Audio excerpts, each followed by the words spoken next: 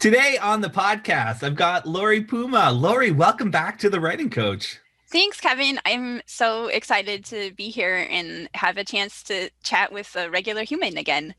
Right? It's been such a weird year. Just before we hit record, we were talking about someone said they knew you from hearing you talk on videos and podcasts and things. And you were saying how funny that is, given you haven't done any interviews in like the last year to a certain extent. Yeah, definitely. So, how has the pandemic impacted you in your business?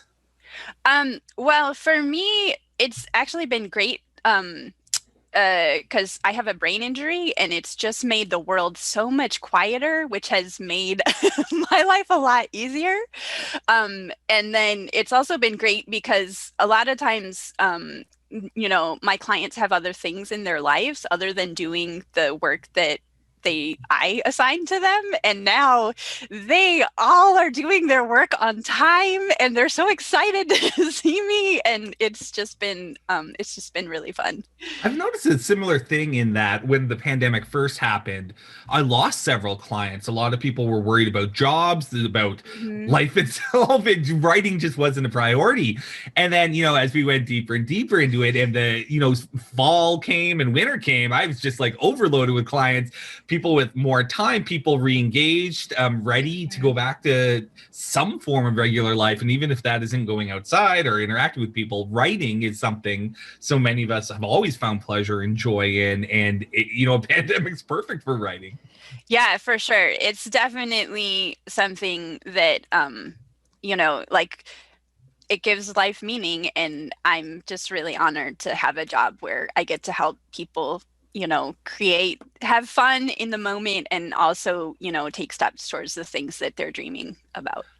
It's pretty interesting too, working as a writing coach with people around the world. I've been doing video conference calls for like 7 years on a regular basis. So when the pandemic happened and everyone else was like, oh my God, Zoom, how does this work? How do I adjust my background? I'm like, oh man, I've been doing this for almost a decade. It was no problem for me. Yes, that's definitely true. I had like a long explanation of how to use Zoom as like a thing that you get when you sign up to talk to me, and like now everybody's got it down. Right, no problem, no problem. Yeah, it's true. I even consultation calls used to be like, okay, here's how you download the app. If you've never heard of it, it's called Zoom. Now it's like so ambiguous, so ambiguous. Well, for folks who haven't heard you on the podcast before, maybe fill them in on what you do in your job as a writing instructor. Yeah, so I work with authors who are writing in popular genres like fantasy, science fiction, romance, thriller, young adult, and I'm going to be adding comedy soon. Um, and I really help them a lot with the big picture aspects of their story. So, like, how do you create a plot that, has is um, well, a conflict that will last for the entire length of your book, and a plot that has a lot of potential for twists and turns, but that also doesn't go off onto tangents that aren't related to your theme. So my focus, I would say my specialty is kind of in that area of trying to help authors really get those skills of managing the like big picture aspects of their story. Do you call yourself a writing coach or an editor, developmental editor, or what term are you using for yourself? I currently call myself fiction editor Yeah. because people have some idea what an editor does. And they're like, I don't know what a writing coach is. Yeah. I kind of branded that name on myself, many years ago, writing coach. But I think it's because I was almost scared to call myself a developmental editor. I was so intimidated. I was like, oh God, I can't call myself an editor because then I can't let a single typo through. Yes. After years of working with writers now and doing so much editing, but also so much teaching, I'm certainly a writing coach, but I'm also a writing instructor, or a teacher, and I'm also an editor. It's funny how when you work, particularly freelance and one-on-one, you can kind of serve a lot of different functions for authors sometimes. Yeah, well, and I also think that I mean, writing, especially something as long as a novel, is so complex and there are so many layers to it. And I think that um, a lot of the work for people like you and me is really kind of helping authors see, like, actually making sure there's no grammatical errors is kind of the last step. Like, how you keep a reader engaged in your story is that, like, if you don't have that, it doesn't matter if you have perfect grammar.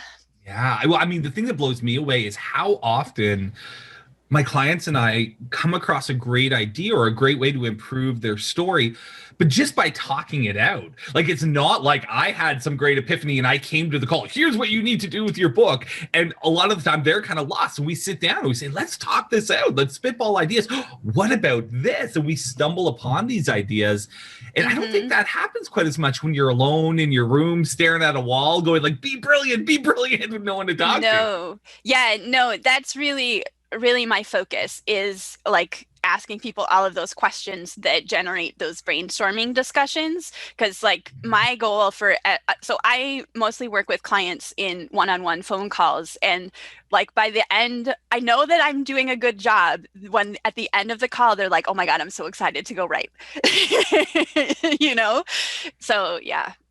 So you mentioned you work in commercial fiction, commercial genre fiction primarily. Mhm. Me as well. So I'm curious, what draws you to those genres? What makes you want to work with those types of stories? Because those are the types of stories that I love. Mm-hmm. I mean, there are like literary stories that I really enjoy, but like really, if there's not violence and there's not sex, then I'm really less interested. Or the potential for those things. So yeah, I mean, I grew up on those stories, and they're just what I love. Agreed. Do you think those genres lend themselves to kind of writer's craft support? Oh my gosh, I think that absolutely they do, because like a lot of these stories have been told, like there's so many thrillers and there's so many fantasy stories, and really, if you want to make money as an author writing those kinds of stories, it's really important to kind of figure out, like, how do you stand out amongst the crowd of people that are all doing something similar. And I think that taking the time to do a lot of brainstorming and, making sure that you've got a story that is really, really like sucks those readers in and does not let them go, like that is how you stand out. Yeah, I mean, I know you're a student of Sean Coyne, and he has the story bell curve where he talks about the arc plot or the arch plot right in the middle, and then the experimental stuff on one side and the literary stuff on the other side. But it's like, it seems like all the things we teach as writing instructors really nails that middle popular commercial fiction stuff. Like, it's really easy to go, oh, you want to write a werewolf book? I know how to write a werewolf book. Like, here's some good story structure. Here's some other things we need to do. Whereas if someone comes and they're like, I want to write like Virginia Woolf and Michael Ondaatje, it's a lot tougher to be like, here's my framework for beautiful writing. Yeah. I'm not even going to comment because I don't really know what to say. Well, something I wanted to know or mention, I've noticed about your teaching, your blog posts, even the work you presented at my Writers Craft Summit a couple of years ago, is you're very good at using examples in your teaching. Could you talk a little bit about that? Because I've noticed that often in your blog posts and everything, you're always like, here's a concept, but here's an example of that concept playing out. Tell me a bit about that approach to teaching. Yeah, so I did not plan to become a writer or a writing coach or editor. I trained as a scientist all the way through to getting 2 graduate degrees Oh my gosh. in a subject that I never had a regular 9 to 5 job in. So I have had to transfer industries and careers like multiple times, and I've had to learn a lot of different things, and I've also had to like mentor a lot of people in different kinds of areas. And for a long time I was a data analyst, and I had to well, I had to train journalists how to use Excel and a data visualization software. And then I had to train like database administrators and other data analysts how to tell stories. And what I found was really effective in terms of getting the ideas across was giving people bad examples or examples that weren't like bad, but they weren't quite what we were going for, and contrasting that with like, okay, this is a good example. Like, this is how you really do it. And this is the difference. And you see how this one is close, but it doesn't quite do the thing that you wanted to do that I was talking about. Because it's really easy to convince yourself, like when you have a concept written out abstractly, it's very easy to be like, oh yeah, like for one thing, like, a good villain always wants something. And you might have written down like, my villain wants world domination, and you're like, okay, I got it. But I've got something that's really, my villain wants something. They want to dominate the world, but that's not specific and it's not concrete, and the reader doesn't know when your villain wins, and so that's really not good enough for that. And so like just having those examples, it just makes it much easier to have a conversation about like, this is the box that I want you to brainstorm in, rather than like, I feel like a lot of times I've read a ton of writing books, and a lot of times they're like, ask these really big questions, but I'm like, but how do I know that I have an answer that is going to help my book? Like I see that in a lot of character stuff too. There's a lot of like character worksheets and things where they're like, what did your protagonist get for his 5th birthday? It's like, does spending time thinking about that really play out in my novel? Maybe, but maybe not. Yeah. I hear you. So you alluded earlier a bit to this idea of helping people find a strong through line in terms of the conflict in your book, as well as this idea of a really strong antagonist. And I know along those lines, you're doing some work on your website, on your blog, where people can actually submit material. I don't know, you tell me about it. I know that you're providing some free advice here, which is pretty incredible. Yes. So I'm sure people are going to want to hear about this and probably participate. Yeah, so I'm doing an author feedback series on my blog right now, but that's going to go on for a really long time, most likely. And basically, I have a little survey where, if you're an author, you tell me about your premise, your protagonist, your villain, your plot, and tell me kind of like what you're struggling with in terms of the big picture aspect of the story, and then basically I pick one author every month, and I give them some kind of like feedback on the how to get more out of their premise, on your characters. Like the 2 that are up right now are, the first one was a romance novel where the author wanted some help like crafting her romantic heroes, because she was like, how am I going to get these people together? Because they're living in different countries and they've got professions and jobs that they really like, and I just don't see how to get them together.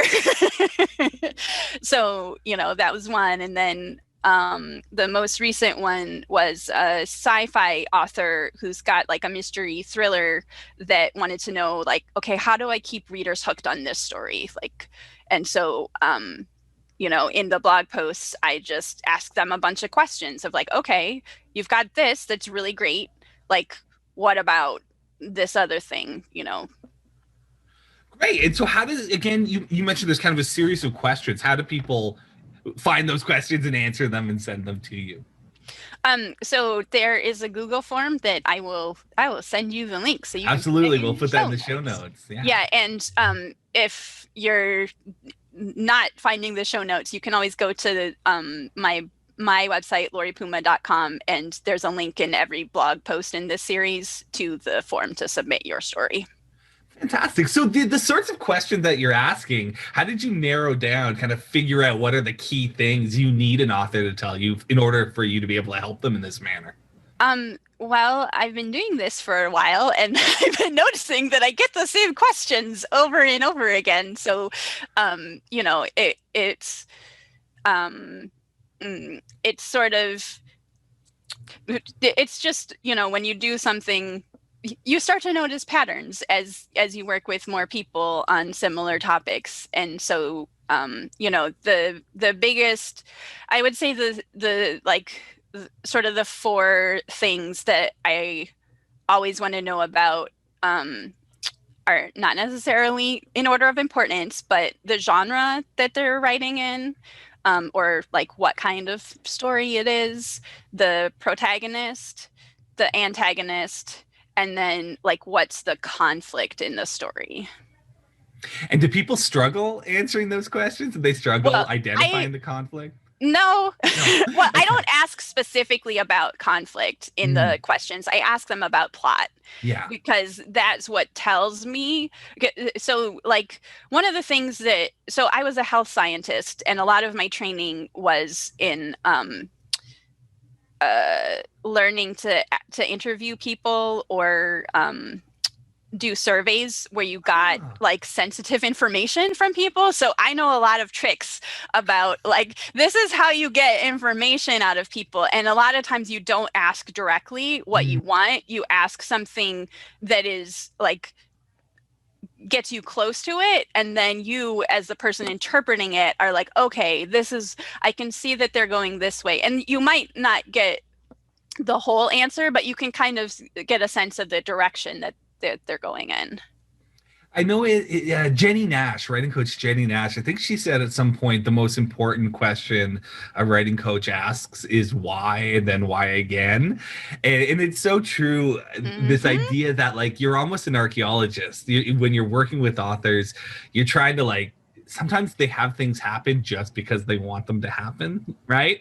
And you need to get them to have an explanation for why, but then you probably need to go another level below that and have like, okay, there's your external plot reason, here's your internal motivation reason.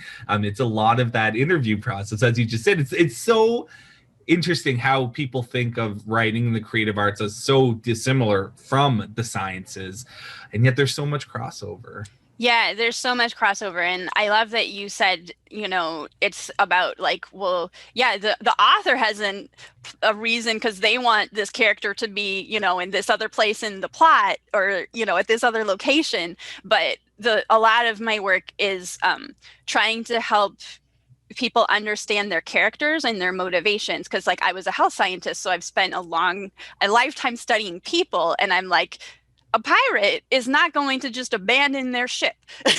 Like, and a lot of times, you know, authors that I work with, like they'll have something, and I'm just like, my work is just to be like, but is that character with these traits that you've already established really going to do that? I'm not sure.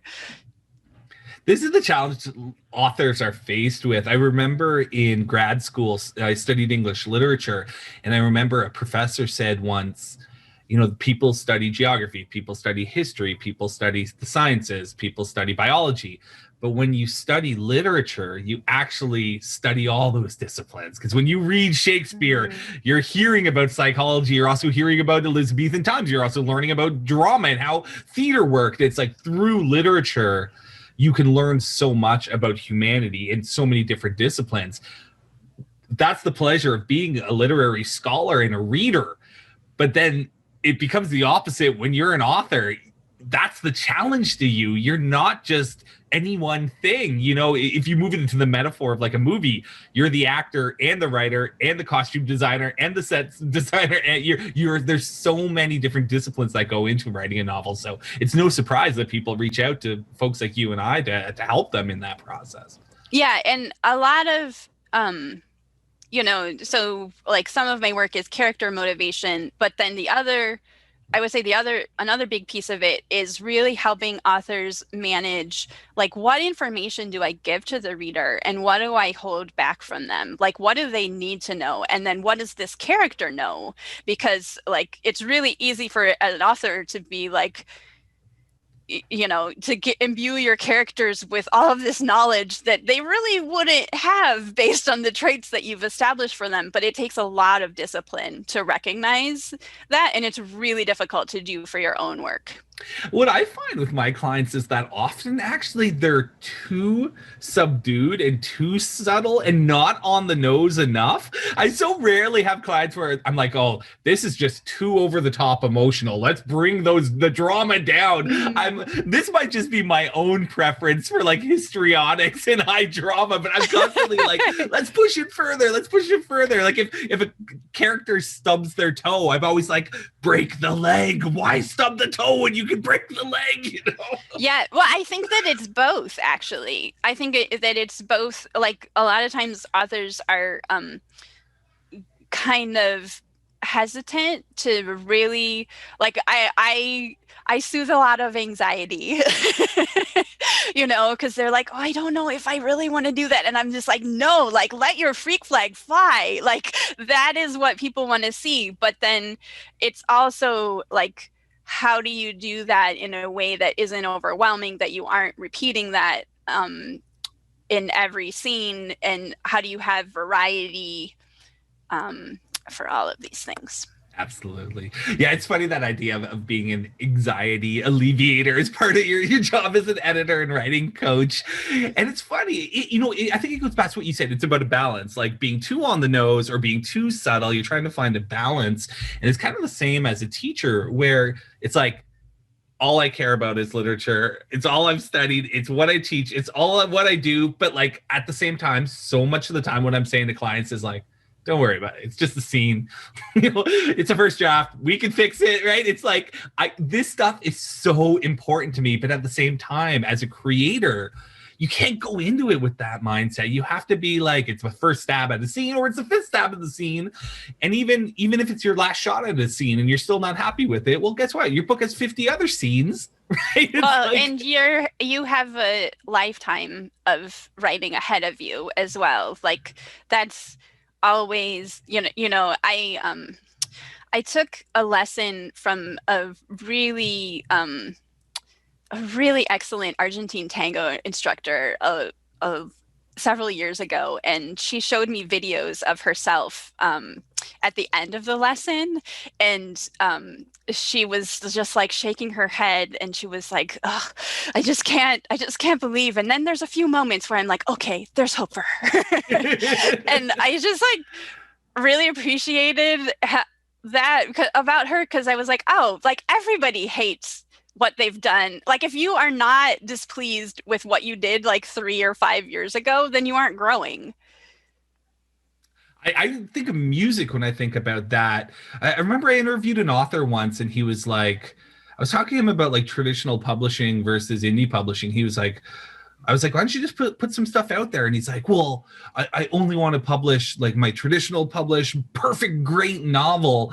He was like, what if people read the bad self-published stuff and then they'll never want to read me again? But like, I just think any band I've ever listened to, I probably discovered them when they were pretty big and pretty polished. And then I love going back and finding their early albums and like listening to that transition. And like, yeah, maybe those early albums aren't as good as the big hit albums, but like, it's interesting to see an artist experiment and grow and learn and change. So I think you're right. I don't think people should be afraid of thinking they have to come out of the gate perfect, right? There's a and quantity is really the key to art. Like, it's not, if you try to do quality. I'm taking a comedy writing class right now, and like every single assignment is write 10 one-liners. And like, a lot of my one-liners are very good, but I've written over 100 now, and some of them are pretty funny. That's fair. Well, tell me, I know you mentioned you're going to bring comedy into the genres that you work with. Comedy is one of my weaknesses, so I'm quite interested. Tell me about what drew you to kind of studying it on your own and wanting to teach it, and what are some of the things you've learned so far?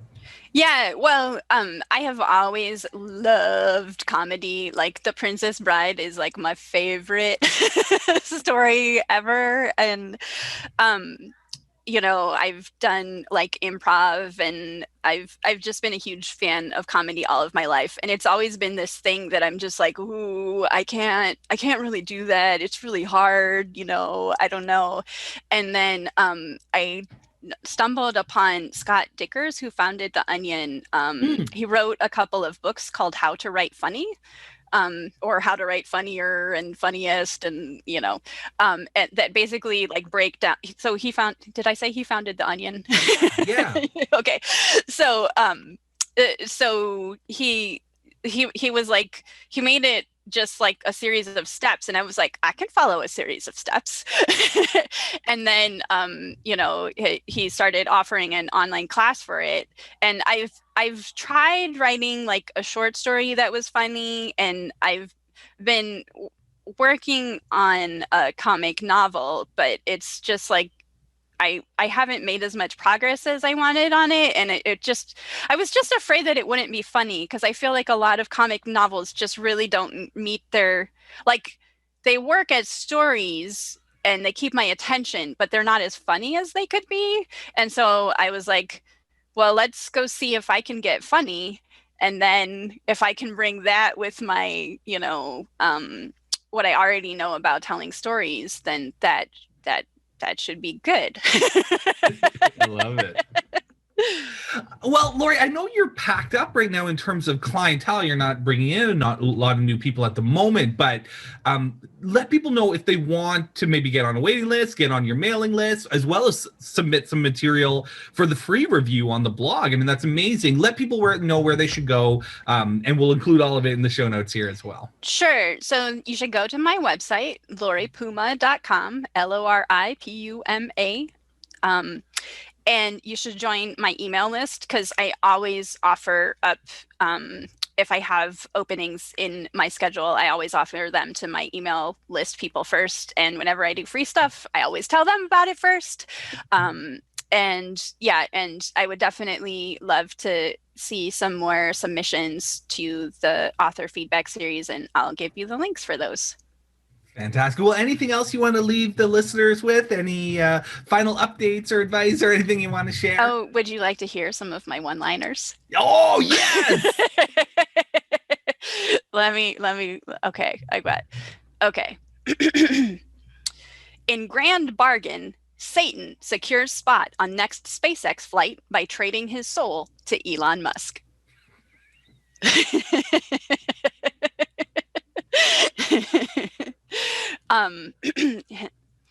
Mold growing on door seal of front load washer becoming more demanding. Wants blood sacrifices in exchange for whiter whites. Oh, see, I never write very funny stuff at all, so I love that you can pull this off. Thank you. I take myself and my writing far too seriously to come up with anything good. Well, I mean, I feel like a big part of comedy is being willing to fall flat on your face repeatedly. So, well, as an old man now, growing up, I just remember, I think, like, experiencing, I don't know if I read it or saw it or what, but Romeo and Juliet for the first time, or Hamlet probably too. And I was just like, oh, that's what I want from every story. I just want everyone to die and every heart to be broken. And like, that's what I wanted from all of my entertainment. And that's still the art I continue to create. But I can tell you, as a man in his 40s now, with a lot of kids and a lot of responsibilities, when the kids are finally in bed and the dishes are finally done and it's like 10:30 at night, I don't want hearts ripped out and everyone dying. I'm like, I want something funny. I want something fun, especially this last year, right? This has been even these last 4 years, it's been a pretty dark time. And I think I appreciate comedy now more than ever, as I grow older, and as the world grows seemingly darker in my eyes. I've endless appreciation for comedy. Yes, laughter is a very good medicine. Absolutely. Well, Lori, thank you so much for coming back on the podcast. It's always great to speak with you. Oh, thanks, Kevin. It's really, really fun to talk with you again, too.